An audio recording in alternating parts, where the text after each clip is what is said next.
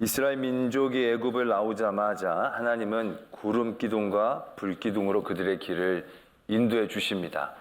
어느 누구 길을 아는 사람도 없고 다녀본 사람도 없기에 하나님은 그 첫 발걸음부터 그들을 구름 기둥과 불 기둥으로 인도해 주셨습니다. 광야로 향하다가 갑자기 그런데 하나님이 길을 돌이키십니다. 그리고 바다로 향하게 하십니다. 그들이 구름 기둥을 따라갔더니 앞에 바다가 놓였고 하나님은 바다에 장막을 치게 하셨습니다. 그때까지도 그들은 그게 무슨 의미인지 알지 못했을 것입니다. 그들은 그냥 구름을 따라왔고 뒷사람은 앞사람을 따라갔기 때문에 아무런 의미도 없이 아마 거기 있다라고 생각했을 것입니다. 그런데 이제 애굽 사람들이 그 사실을 알게 됩니다. 먼저 성경은 이렇게 적고 있습니다. 그들이 10번째 재앙으로 인하여 마음에 슬퍼하며 정신을 놓았죠. 그러다 현실을 깨닫게 됩니다. 현실을 깨달았더니 이게 보통 일이 아닌 겁니다. 그들이 이렇게 얘기를 합니다. 우리가 어찌 이같이 하여 이스라엘을 우리를 섬김에서 놓아 보내었는고. 든 자리는 몰라도 난 자리는 안다고. 이게 수백만이 빠지고 났더니 생각보다 심각한 현실이 그들 앞에 놓여졌을 것입니다. 모든 허드렛 일을 하던 일꾼들 수십만의 실제적인 인력들이 순식간에 사라져 버렸으니까 큰 문제가 아닐 수 없었을 것입니다. 그때서야 그들이 현실을 깨닫고 다시금 마음을 돌이킵니다. 그리고 이스라엘 사람들을 다시 잡아오려고 합니다. 선발된 600대의 병거와 애굽의 모든 병거를 다 동원해서 이스라엘을 쫓아가게 됩니다. 바닷가에 장막을 친 이스라엘 민족을 따라잡는 데는 오랜 시간이 걸리지 않았을 것입니다. 그리고 이스라엘 사람들도 그걸 발견하게 됩니다. 큰 동요가 일어나게 됩니다. 이스라엘 민족은 두렵지 않을 수 없었습니다. 앞에는 바다가 가로막고 있고 뒤에는 애굽의 군사들이 득달처럼 달려오니까 정말 무서울 것입니다. 죽이고자 한 것은 아닐지라도 그냥 무섭고 공포스러울 것이었습니다. 불평하고 원망하기 시작합니다. 우리가 매장지가 없어서 여기서 우리를 죽게 하느냐고 아주 강하게 모세에게 항의하고 원망하게 됩니다. 그때 하나님께서 모세를 다시금 붙잡아 주십니다. 그리고 지팡이를 바다로 향하여 외치게 하시지요. 그러면서 모세가 이렇게 얘기합니다. 여호와께서 너희를 위하여 싸우시리니 너희는 가만히 있을지어다. 여호와께서 너희를 위해 싸우실지니 너희들은 가만히 있을지어다. 그리고 바다를 향하여 지팡이를 들었더니 우리가 잘 아는 그런 사건이 일어납니다. 갑자기 바람이 불고 바다가 갈라지면서 길이 나고요. 그 길이 마른 육지처럼 맨 땅처럼 그 길이 나게 되었다는 겁니다. 뭐 갯벌도 아니고 물에 젖은 땅도 아니고요. 가야 될 길처럼 그들 앞에 놓여있게 됐다는 것입니다. 그리고 나서 구름 기둥을 뒤로 옮기십니다. 그들을 따라왔던 애굽 군대의 길을 막으시고 그 안에서 애굽 군대가 혼란스럽게 시간을 벌어주십니다. 그때가 밤이었던 것 같습니다. 어둠과 함께 이 구름은 애굽의 병거들이 잘 전진하지 못하도록 막았을 것입니다. 그러나 이스라엘이 있는 그곳에선 빛이 있었다라는 겁니다. 이스라엘은 그 어둠 가운데 빛을 보며 그 바다의 길을 걸어가게 됩니다. 어느 정도 이스라엘 민족이 다 걸어가게 되자 애굽 사람들에게도 그 길이 보입니다. 그리고 그 길을 따라 들어갑니다. 바다의 한 가운데쯤 병거의 바퀴가 빠지기 시작합니다. 그러면서 애굽 사람들이 심상치 않음을 느끼고 이렇게 얘기합니다. 이스라엘 앞에서 우리가 도망하자. 여호와가 그들을 위하여 싸워 애굽을 치시는도다. 그때 깨달았지만 이미 많이 늦었습니다. 결국 새벽이 되고 바다가 원상복구가 되면서 세계 최강의 군대가 순식간에 사라지는 그런 사건이 일어나게 되는 겁니다. 이스라엘 민족에게는 애굽의 군대가 있다는 것만으로도 나중에 광야에 가서도 편치 않은 상황이었는데 그들의 눈에서 애굽의 군대가 어떻게 되는지를 보게 하시는 거죠. 이 이후의 후환까지 하나님께서 깨끗하게 정리하고 계심을 이스라엘에게 보여주시는 겁니다. 이스라엘은 그때 하나님을 찬양하지 않을 수 없었을 것입니다. 그 사건에서 오늘 히브리서는 이스라엘 민족의 믿음을 보게 하십니다. 어떤 믿음을 보게 하시느냐 하면 믿음으로 그들은 홍해를 육지같이 건넜다라고 적고 계십니다. 저는 히브리서에서 믿음이라고 얘기하는 부분들에 늘 마음이 불편한 적이 많았습니다. 이번에도 그렇습니다. 홍해를 믿음으로 건넜다라고 얘기하지만 솔직히 무슨 믿음으로 건넜는지가 궁금한 겁니다. 왜냐하면 그게 믿음으로 건넌 것 같아 보이지 않거든요. 그들은 믿음이 없었다고 보는 게 맞습니다. 앞에 바다가 가로막혀 있고 뒤에 애국 군대가 쫓아왔을 때 그들이 믿음으로 하나님이 길을 주실 줄 믿습니다. 그러고 길이 생긴 게 아니잖아요. 그들은 죽었다. 우린 끝났다. 왜 우리를 이곳으로 내모셨냐. 원망하고 불평할 수밖에 없었습니다. 우리가 그건 충분히 이해할 만한 상황이죠. 그런 가운데 하나님께서는 가만히 있으라고 그랬어요. 그들에게 가만히 믿어라, 기도하라, 간구해라. 그런 걸 원하시는 게 아니에요. 이스라엘 백성 너희들은 가만히 있어라. 하나님이 다 해주신다는 거예요. 하나님 구름 기둥 옮겨주세요. 애굽 막아주시고 거기다 길을 내셔서 길도 많은 땅이 되는 거예요. 아니 길이 열렸는데 길이 젖어 있고 웅덩이도 있고 바위도 있고 가봐야 살 수 있을까 말까 고민하다가 결단하고 믿음으로 그 홍해로 들어간 그런 구조가 아니라는 얘기예요. 그냥 어떻게 보면 외통수예요. 그냥 열려서 갈 수밖에 없는 상황 가운데 떠다밀리듯이 그들은 간 거예요. 결단하고 믿음으로. 바다가 그냥 요단강 건넜을 때처럼 바다가 그냥 있는데 믿음으로 발을 내디뎌서 물을 딱 밟았더니 그때 바다가 딱 갈라진 것도 아니에요. 이 사람들은 아무런 생각이 없었어요. 아무런 믿음이 없었어요. 그냥 죽었다 절망만 했던 그 상황이거든요. 근데 하나님이 다 해주신 거거든요. 하나님이 막아주시고 길 열어주시고 맨 땅에 보송보송하게 빛까지 비춰주시면서 그래서 이제 그들이 바다로 들어간 거예요. 아주 믿음이 없고 아무 생각이 없는 사람도 그 상황에서는 바다로 들어가지 애국 군대로 가겠습니까? 아니 바다도 안 들어가고 애국 군대도 안 나 여기 있겠다. 그럴 사람은 아무도 없을 거예요. 그렇게 지나간 상황이거든요. 그런데 하나님은 이 장면에서 믿음을 얘기하고 계신다는 거예요. 믿음으로 그들은 홍해를 건넜다. 그럼 그들에게 있었던 믿음이 뭔가? 우리에게 지금 도전하시는 믿음은 뭔가라는 것이죠. 오늘 말씀에서 대비하고 계시는 모습을 통해서 우리는 그 믿음을 발견하게 됩니다. 어떤 모습이 대조되고 있습니까? 애굽 사람들의 모습입니다. 이렇게 적혀져 있죠. 애굽 사람들은 이것을 시험하다가 빠져 죽었다라는 겁니다. 자, 애굽 사람들의 모습 우리가 다시 한번 떠올려 볼 필요가 있는데요. 그들이 10가지 재앙을 당했잖아요. 그러면 하나님은 하나님이시구나. 이스라엘 민족을 건드리면 안 되겠구나. 이제 그런 믿음이 있어야 되잖아요. 근데 이들이 그들의 유익과 그들의 손해 앞에 시험합니다. 아닐 거. 이거 하나님이 전적으로 역사하신 게 아닐 수도 있어. 시험하는 거죠. 하나님이라는 분명한 깨달음이 있었다라면 도망가도 못 건드리죠. 그러다 쫓아가는 겁니다. 쫓아갔더니 구름 기둥이 자기들의 길을 막는 거예요. 그리고 이렇게 봤더니 저기에 바다가 막 바람이 불면서 길이 막 생기는 거예요. 그리고 거기는 빛이 좀 있는 것 같아요. 그러면서 이스라엘 민족들이 거기를 싹 지나가는 것 같아요. 그럼 그걸 보면 어떤 생각을 했어야만 했습니까? 애굽이 야 하나님 살아계시는 거 맞구나. 하나님이 저 이스라엘 백성을 구원하시고 그들을 내보내시고 우리를 막기 위해 일들을 이루시는구나. 그러한 깨달음이 그들에게 있었다면 그들은 절대로 바다 한가운데로 달려 들어가지 않았을 것입니다. 근데 그들은 시험했어요. 이거 그냥 자연적인 현상, 우연으로 우리에게 일어난 일들, 하나님이 특정한 그들의 길을 막으시려는 역사가 아니라 그냥 자연적으로 있었던 구름, 저들에게는 어쩌다가 빛이 있고 어쩌다가 바람 불어서 어쩌다가 자연현상처럼 이루어진 길, 그들은 그렇게 시험하는 거예요. 이거 하나님이 하셨다라는 생각을 믿으려고 하지 않은 거예요. 그래서 이스라엘 민족이 어느 정도 도망가고 난 다음에 바닷길로 뛰어드는 건 얼마나 어리석은 일입니까? 이거 하나님이 하셨다. 이거 하나님이 이스라엘 구원하시고 하나님은 이스라엘 편이시고 그럼 들어갈 때가 아닌 거죠, 거기는. 그런데 그들은 그냥 들어간 거예요. 하나님이 하셨다라는 사실에 대해서 시험한 거죠. 결국 중간쯤 돼서야 깨달았지만 아주 많이 늦게 되어진 거죠. 오늘 이 히브리서 11장 29절에서 말씀하는 이스라엘의 믿음은 바로 뭐냐? 엄청나고 대단한 믿음을 얘기한 건 아닐 거예요.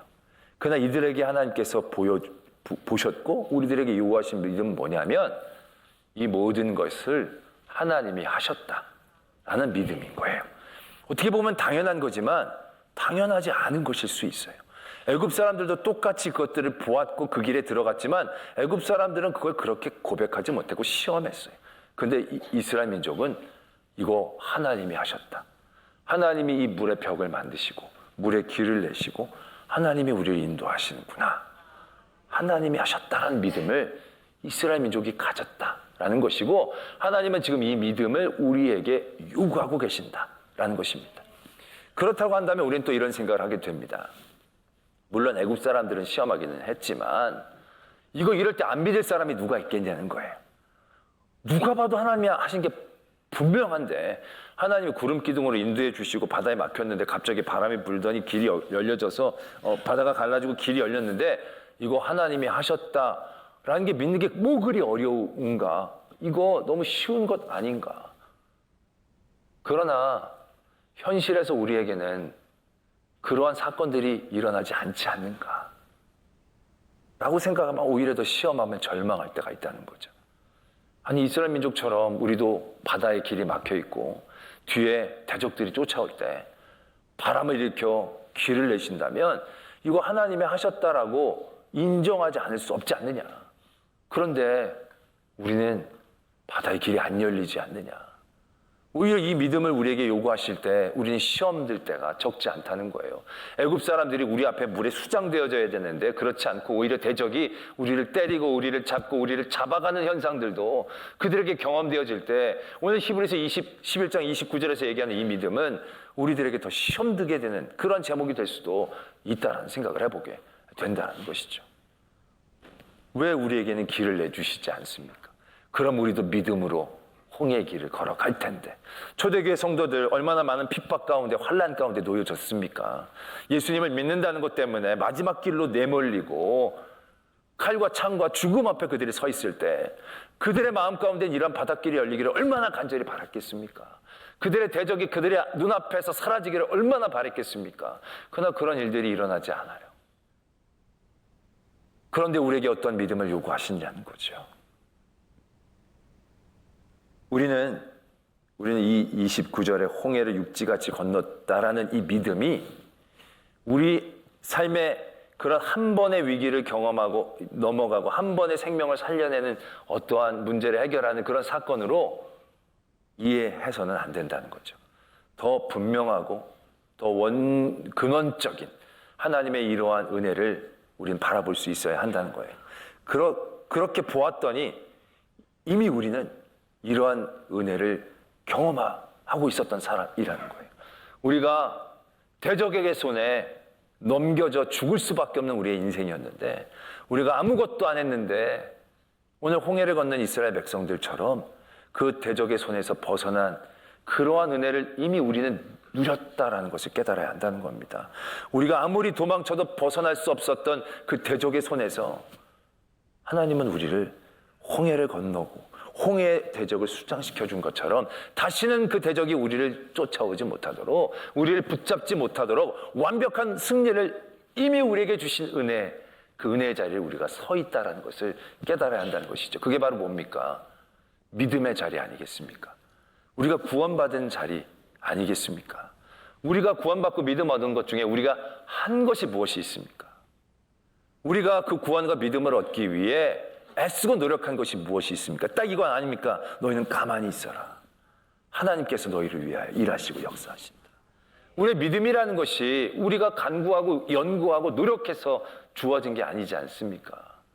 우리는 아무것도 모르고 죄에 헤매고 있었는데 하나님께서 우리를 위해 역사하신 겁니다.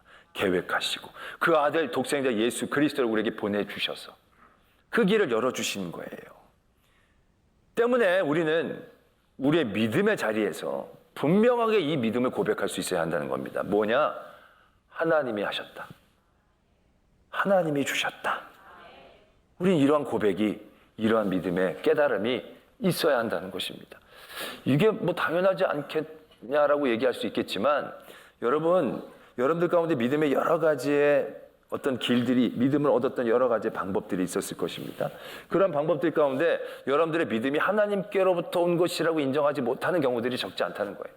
지금 이 순간에도 끌려오신 분들이 계실 거예요. 난 믿음 없어. 난 예배 근데 오늘 하도 감원 이설에 속아가지고 오늘 내가 왔어. 그럼 여러분들이 여기에 왜 왔습니까? 친구의 손에 왔든지 가족의 손에 이끌려 왔던지. 그런 여러분들의 예배 자리는 딱 그만큼의 가치로 여러분들에게 생각되어질 거예요. 그냥 한 번 있다가 가면 되지. 내가 목숨을 걸 만한 일이 절대로 되어지지 않게 되어진다는 겁니다.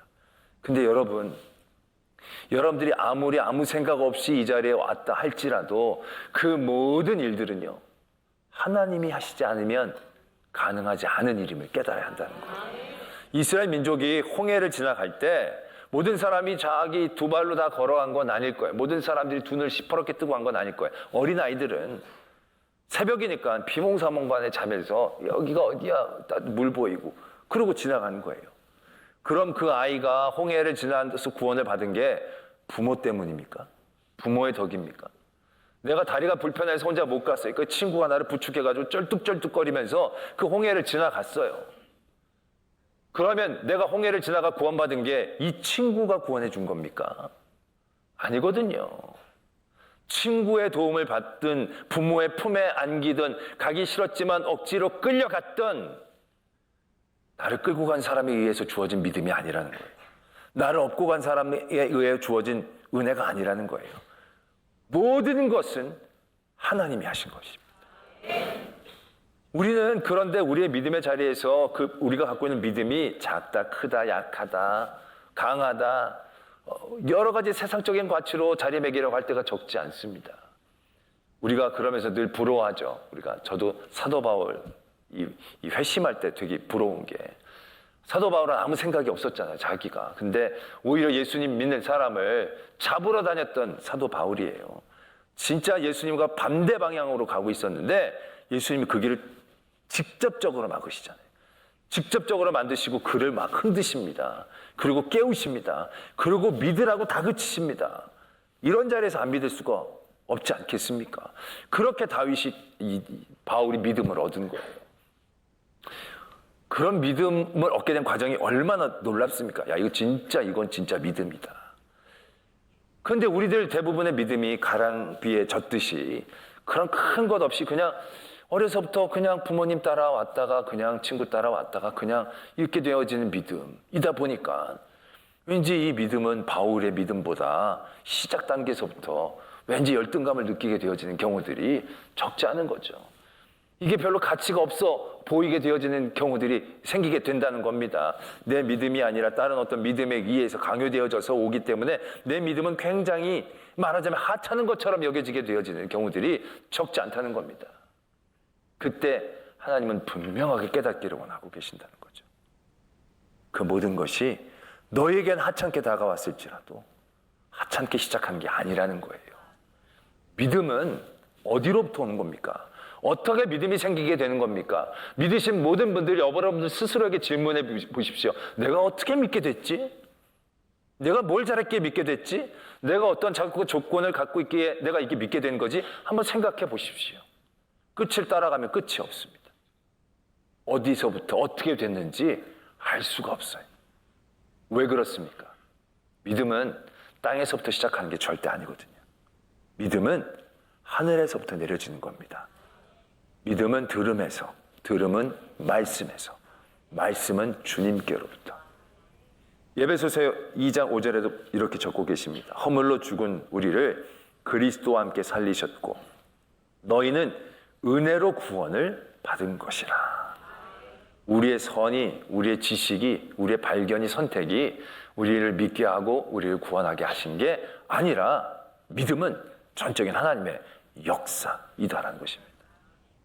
저도 전에도 말씀을 드렸지만 제가 신대원 처음 들어갔는데 다들 어떻게 신대원에 왔는지 얘기를 한 명씩 돌아가면서 하기로 시작한 겁니다. 진짜 얘기를 하는데 진짜 다 사도 바울인 거예요.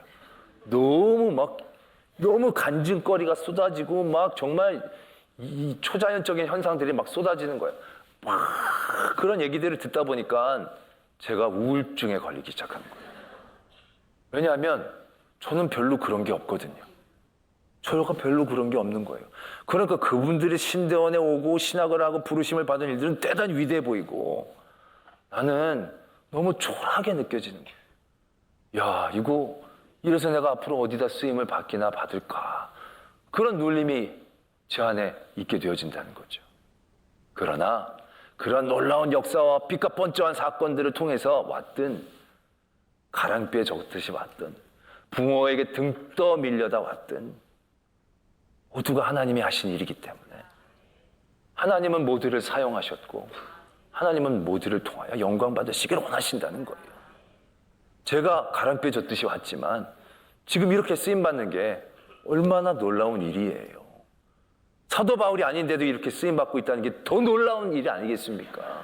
그런 것도 없는데 이렇게 잘 믿고 잘하는 거 보면 놀라운 일이 아니겠느냐라는 거예요. 할렐루야. 우리의 모든 믿음의 삶의 자리에 지금도 하나님은 그 믿음을 도전하고 계시는 거예요. 여러분들이 오늘 여기 앉아 있습니까? 어떻게 앉으셨습니까? 하나님이 하신 겁니다. 나는 아무 생각 없이 아침에 일어나서 씻고 당연히 오는 것처럼 온 걸음이라고 생각하지만, 그럼 그냥 오늘은 그 이전의 주의라고 크게 다를 바가 없을 거예요. 그러나 오늘의 이 자리는 그렇게 쉽게 주어진 자리가 아니라는 걸 깨닫고 고백해야 한다라는 거예요. 오늘 우리가 이 앉기 위해 하나님은 태초부터 정하시고 그의 아들을 우리를 위해 핏값을 주고 죽이시고 그리고 그 길을 열어주신 거예요. 우리가 잡기에는 조그맣게 잡히지만 빙산의 일각처럼 그 일들을 이루신 하나님의 하심은 너무너무 깊고 넓다라는 사실에 대해서 우리가 깨닫고 고백할 수 있어야 한다라는 거예요. 우리는 그냥 온 거지만 우리는 믿음으로 이 홍해를 건너야 되는 거예요. 애굽 사람처럼 시험하면 안 돼요. 이게 하나님이 보내셨나 안 보내셨나, 아빠가 끌고 와서 왔나, 가족들이 와서 왔나, 그렇게 생각하시면 애굽 사람들은 이것을 시험하다가 빠져 죽는 거예요. 난 이런 식으로 꼭 말씀을 전하고 싶어 하지는 않습니다. 그러나 적혀 있으니까 말씀을 드리는 거예요. 믿음으로 홍해를 건너야 합니다. 그 믿음으로 하나님이 바람을 보내셨구나, 하나님이 나를 바닷가로 내모셨구나, 하나님이 이 땅을 열어주셨구나, 하나님이 나로 걷게 하셨구나, 하나님이 하셨구나, 하나님이 하셨구나. 그런 하나님의 하심에 대한 인정이 되면 그때부터 내가 누리고 있는 모든 것의 가치가 바뀌죠. 내가 선택하고 내가 연구하고 내가 발견한 거라면 세상의 어떤 그 가치와 늘 선택의 자리에서 고민할 수밖에 없을 거예요. 이게 더 유리한지, 이게 더 좋은지, 이게 더 맞는지. 그러나 이게 하나님이 하셔서 하나님이 내게 주신 일이라는 깨달음이 있게 되어지면 그 일에 대한 급이 달라지게 되어지는 거죠. 아무리 내가 작은 걸 갖고 있다 할지라도 세상의 것과 타협할 것이 아니다라는 사실을 깨닫게 되는 겁니다. 세상의 위협, 세상의 공격들은 한 번 맞으면 돼요. 한 번 뺏기면 돼요. 그리고 또 다시 하나님이 주시면 돼요. 그 하나님의 것을 내려놓으면 영원히 잃는 거죠. 정말 하나님의 천천만만의 그 은혜를 눈앞에 한 번의 고통, 한 번의 유익 때문에 내려놓는다는 것이 얼마나 어리석은 일인지를 깨닫게 되어진다는 것이죠. 초대교회 성도들, 그들의 작은 믿음이 시작했지만 이거 하나님이 주셨다라는 믿음을 갖게 되어지면 그 믿음을 내어놓으려 하는 세상의 공격과 유혹에서 보다 더 담대해질 수 있었다는 거죠. 아니, 이거 하나님이 주신 건데. 그리고 그 믿음을 우리의 모든 삶의 자리에서 깨닫기를 소망하신 거죠. 내가 만나는 모든 사람, 내가 찾아가서 만난 사람 아닌 거죠. 하나님이 오늘 만나게 해준 사람. 나의 가정, 내가 만나서 사랑해서 고백하고 결혼하고 내가 난 애가 아니고 하나님이 하신 일이죠. 그 하나님이 주신 가족이기 때문에 그 가족이 더 가치 있고 더 위대한 거예요. 하나님이 내가 맞는 교회 찾아서 내가 설교 맡고 내가 분위기 좋고 찾은 교회라고 한다면 그 교회는 반드시 옮길 수 있습니다. 그렇게 옮긴 분들은요, 그 다음에도 계속 교회를 옮길 수밖에 없어요. 왜? 계속 선택을 해야 되니까. 선택을 잘해야 되니까. 근데 이게 하나님이 내게 주신 교회라고 생각하면 그 교회는 옮기지 않습니다. 어떠한 일이 싸움박질이 나고 피 터지게 싸워도 안 옮기는 분들이 있어요. 그런 분들은 이게 하나님이 내게 주신 교회니까. 목사도 하나님이 보내주신 목사라고 생각하셔야 돼요. 마음에 안 맞는다고 바꾸거나 뭐 이래서는 많은 사람 찾을 수가 없어요. 설교도 하나님 내 귀에 듣고 싶은 설교만 듣지 말고 오늘 선포되어지는 말씀이 하나님이 내게 주신 말씀이라고 들으려고 해요. 그래야 그 자리에서 깨달음이 있게 되어진다는 것입니다. 그리고 그러한 믿음이 영원한 승리와 감사의 자리에 우리를 서게 해주신다라는 것입니다. 오늘 세상에 많은 방법들, 길들, 기술들, 그 모든 것들 가운데 우리는 이 믿음을 상실해 갑니다. 세상이 한 것 같은, 세상이 이 길을 만든 것 같은, 내가 결정한 것 같은 그러한 미혹됨의 시험 들지 마시고 하나님이 하셨다라는 믿음의 고백으로 홍해를 건너갈 수 있는 저와 여러분들이 되어지기를 도전합니다. 기도하겠습니다.